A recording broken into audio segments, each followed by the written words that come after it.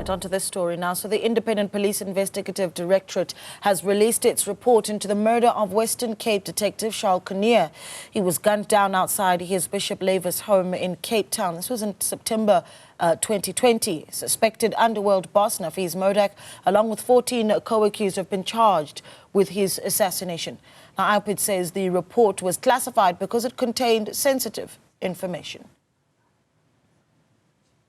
The decision to classify was guided by Section 33(2) of the IPID Act, which states that information related to any investigation conducted by the Directorate cannot be disclosed to any parties except those implicated or mentioned. The department also had to ensure that it protect itself from being exposed to unnecessary litigation. The decision was prompted by the developments that have taken place around the very issues that compelled us to classify the report in 2022. Although today we are engaging with the media on the matter, IPID will have a session with the Kinnear family on this process we undertook to declassify the report. Meanwhile, Kinnear's widow, Nicolette, is unhappy that the family was not informed. She joins us now for more on this. Mrs. Kinnear, a good evening to you. Thank you so much for joining us. So much to talk about. I think some may have argued that there was the expectation that you'd be relieved in hearing that the report was declassified. What were your initial thoughts, though, hearing that the report had been declassified? Look, good evening. Thank you for inviting me. For me, it was 6 of the one, half a dozen of the other, because this special report that was classified and held under lock and key and protected by all means was unfolded or being unfolded anyway within the High Court as witnesses were taking the stand. So hence why it never made sense. I applied thrice to have it declassified, and we were denied. If you would remember, AfriForum wrote a letter and took it up as well, and we were denied access to that. What gravely upset us as a family was the fact that obviously IPID does not need to ask our permission to do anything, but at least just have the common decency to inform us that, listen, we have decided to declassify and we're having a press briefing where we will be informing the media or whatever the case may be, or have a meeting with us as a family. For me, it was just, if I was not in media, I would not have known about today's briefing to start off with. And my kids and I would probably just have heard or seen it on the news or read it in the newspaper. And what was really, really revolting was that one of the journalists actually asked, was the family informed, was the consultations held, etc., informing us of today's proceedings. And one of the panelists answered by saying that they felt and they deemed it necessary for the nation to know. And I sat there and I think my tears just started rolling, because how insulting and revolting that it's more important for you and your face and your status and what it looks like. We're dealing with the loss of my husband here. My kids lost their dad. And you think you releasing a statement to the nation is more important. Yeah. And for us, Naledi, it's just that nothing that was said today was known or is not known.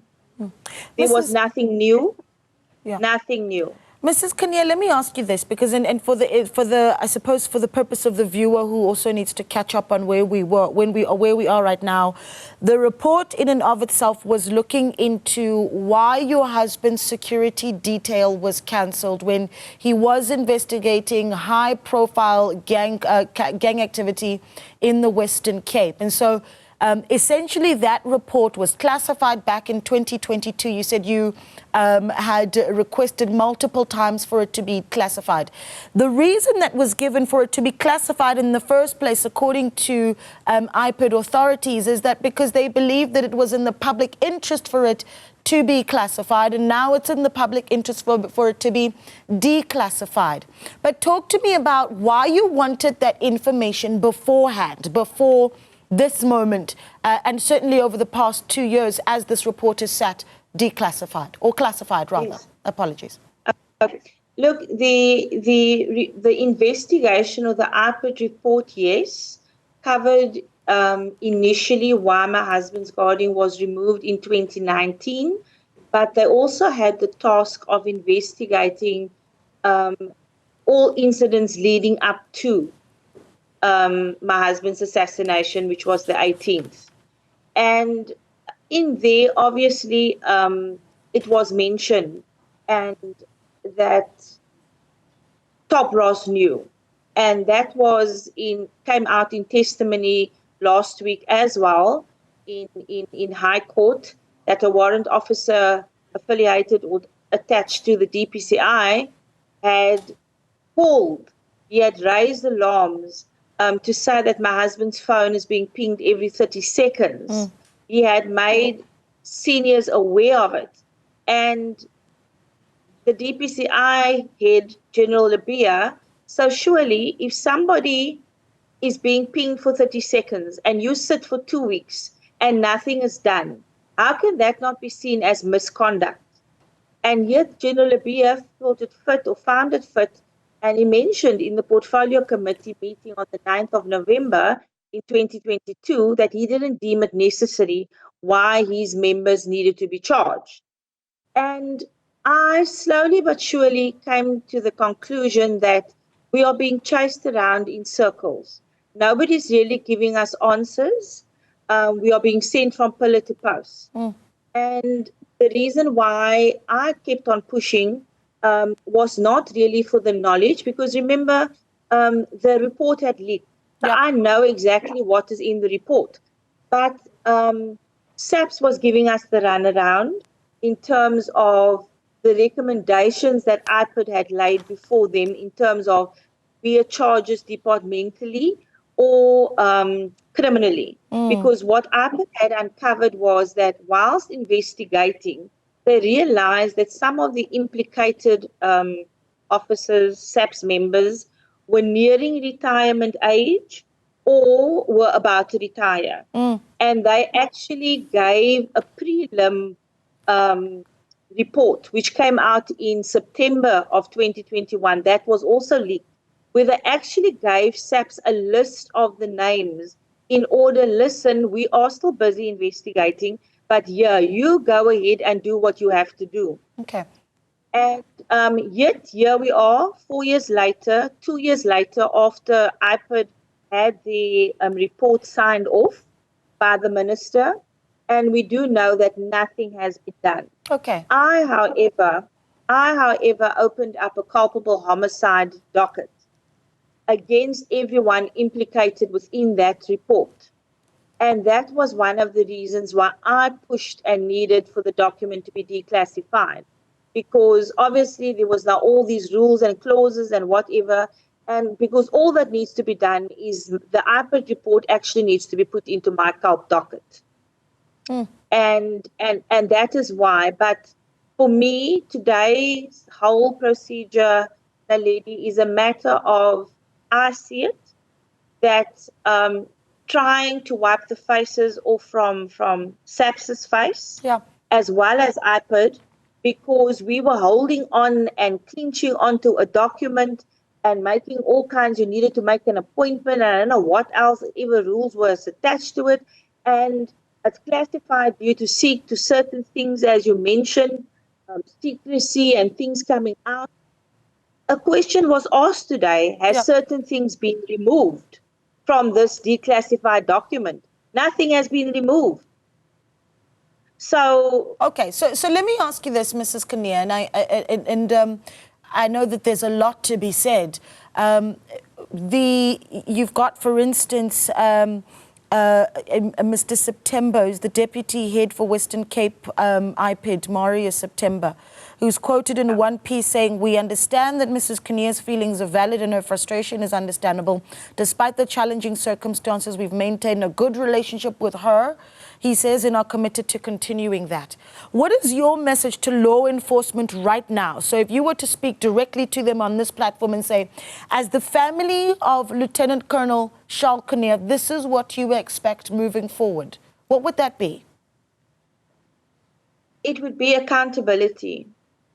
Not 4 years down the line, even the 19th of September, even while investigations were still ongoing, we needn't even have had any arrests. The organization needs to put up their hand and take accountability, because if you are doing a job which entails the safety, possibly saving the life of somebody else, and 4 years later, nobody has reprimanded you in any way whatsoever to say, "Listen, lady, you're not supposed to do it this way." You're going to continue doing it the way you have. And unfortunately, yeah, it's not about us. Nothing can be done about what happened. We can't undo that. But we can accept accountability as an organization, and we can prevent this tragedy from happening to another family, another officer, another member in blue who's out there just doing his job, but him and his family is left vulnerable. Because my husband was surely not the only investigator in the country investigating high-profile cases. Yeah. And I can now tell you that the same thing is on repeat, that these guys are not being protected. And the criminal knows it. Yeah, they know it. So these are the 9 officials that are implicated in the report. 7 are from SAPS, 2 are from the Hawks. These are the high-ranking officials, brigadiers at both provincial and national crime intelligence, and 3 captains, 1 in crime intelligence, 1 in the anti-gang unit, and the 3rd in the provincial commissioner's office. These are the high-level individuals that we're talking about here. And you talk about the vulnerability of even just the families of you know, people like your husband who were fighting high-level crimes. In the 4 years since his passing, what kind of security detail do you have? Because you too have been quite outspoken, Mrs. Kinnear.